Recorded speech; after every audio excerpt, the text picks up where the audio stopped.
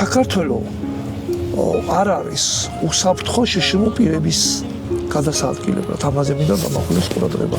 აი კორპუსში რო ცხოვრობ, შენი მეზობელი ეტრში ზის და სახელი ვერ გამოდის და შენ რო ცხოვრებას ჩვეულებრივად აგრძელებ და მაგაზე ხმას არის. აი მაგითაც იწყება ჩემი პრობლემა რა. რა გაკლდათ საქართველოში?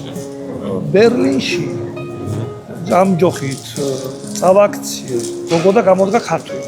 ბევრი ადამიანი ნახავს ამ ვიდეოს და კიდევ უფრო მეტად ადამიანები რომ ნახოს უნდა გადააზიაროს და დამეთქოს რომ ბევრი ადამიანს მიუწოდოთ ეს ინფორმაცია. გიორგი გახარიას პარტიას ვაჩუქე ბრაილევის საბეჭდი მანქანა. აი დარწმუნებულად ჯერ არ არის გამოყენებული. ამ ორგანიზაციაში პრობლემა არ ქონდეს ჩემი აზრით.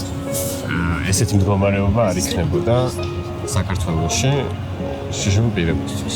ბატონო, შეზღუდული შესაძლებლობები არ უნდა იყოს ჩვენი დამაკნინებელი კლიშე.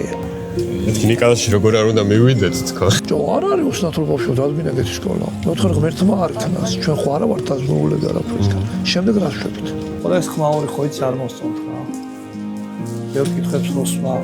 არხის სპონსორია ქართული ღვინის მაღაზია ქვევრი, რომლის პროდუქცია შეგიძლიათ შეიძინოს გერმანიის ნებისმიერ ქალაქში საიტზე, რომელიც გამონაცდება ახლა აქ.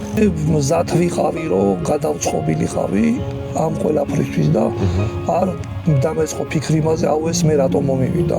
ეს უცებ მოხდა დღე იყო და უცებ დაღამდა.